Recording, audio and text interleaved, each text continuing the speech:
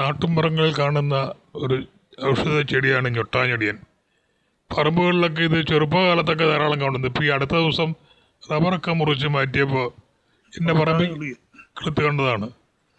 ഇപ്പോൾ ഉള്ള തലമുറയ്ക്കൊന്നും ഞൊട്ടാഞ്ഞൊടിയനെ പറ്റി അറിയത്തില്ല. ഇതിൻ്റെ കായ നല്ല ഔഷധ ഗുണമുള്ളതാണ്. ഇതിനെപ്പറ്റി പറഞ്ഞ് വിദേശ രാജ്യങ്ങളിലൊക്കെ വലിയ വിലയുണ്ട്. ദുബായിലൊക്കെ ഒരു കായ്ക്ക് 17 രൂപ ഉണ്ടെന്നാണ് പറയുന്നത്. ഇത് കൃഷി ചെയ്യുന്നുണ്ട്. ഇത് ക്യാൻസറിന് നല്ലതാണ്, മലബന്ധത്തിന് നല്ലതാണ്.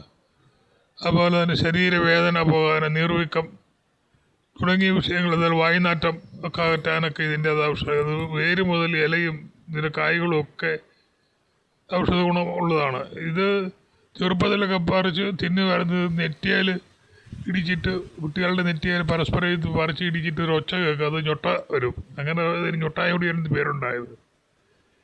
എന്നാൽ ഇത് ഞാനൊരു ചൂട് കിളുത്ത് വന്നതാണിത്. പുതുതലമുറയ്ക്ക് വേണ്ടിയിട്ട് പരിചയപ്പെടുത്താൻ വേണ്ടിയിട്ടാണ് ഞൊട്ടാഞ്ഞൊടിയൻ്റെ വീട് ചെയ്യുന്നത്. നിലത്ത് നിന്ന് ഒരു അടി ഉയരത്തിൽ ഇങ്ങനെ പടർന്ന് കിടക്കുന്നതാണ് കാണുന്നത്. അതിൻ്റെ അടിയിലെല്ലാം സൂക്ഷിച്ച് നോക്കിയാൽ കായകൾ കാണാം. ആ കായകൾ പറിച്ചെടുക്കും, അത് പഴുക്കുന്നതാണ് തിന്നുക. ഒരു പുളിയും മധുരവും കൂടെ കൂടിയ ഇതാണുള്ളത്. വയറിലുള്ള അസുഖങ്ങൾക്ക്, മലബന്ധത്തിന്, ക്യാൻസറിന് ഒക്കെ ഇത് ഉപയോഗിക്കും. ഇതൊരു ഔഷധ ഇതാണ്. ഇത് പറിച്ച് കഴിക്കണം. ദുബായിലൊക്കെ മറ്റ് ഗൾഫ് നാടുകളിലൊക്കെ സൂപ്പർ മാർക്കറ്റുകളിൽ ഇതിൻ്റെ കായ്കൾ ധാരാളം കിട്ടാനുണ്ടെന്നാണ് അറിയുന്നത്.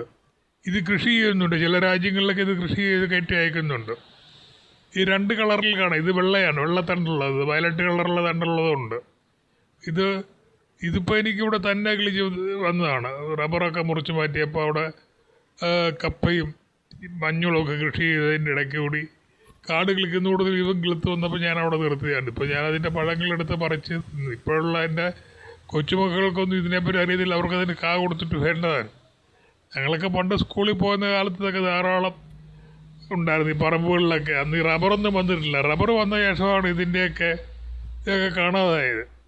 അന്ന് കാട്ടിൻ പ്രദേശങ്ങളിൽ പറമ്പുകളിലൊക്കെ ധാരാളം കാണും. ഞങ്ങളൊക്കെ ഇതൊക്കെ പറിച്ച് തിന്നും. സ്കൂളിൽ പോകുന്ന വഴിക്കൊക്കെ ഇതൊക്കെ പറിച്ച് ധാരാളം തിന്ന് വന്ന കാര്യങ്ങൾ ഓർക്കുന്നുണ്ട്.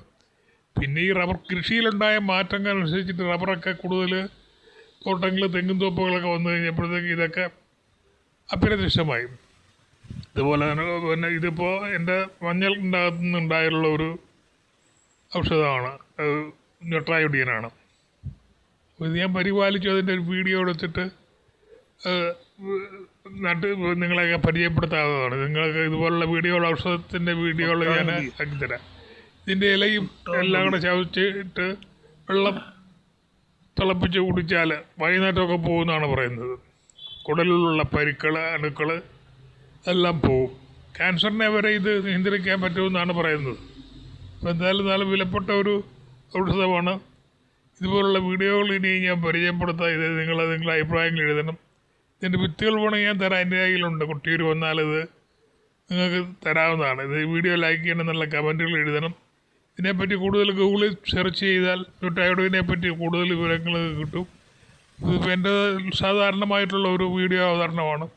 അപ്പോൾ അതിൻ്റെ ഡിസ്കഷനിലൊക്കെ എനിക്ക് കുറച്ചെല്ലാം കൊടുക്കാം. കൂടുതലായിട്ട് പഠിച്ചിട്ടുള്ളവരുടെ വീഡിയോകൾ കാണാം. അത് കാണുക. ഇവിടെ നിർത്തുകയാണ്. പിന്നീട് കാണാം.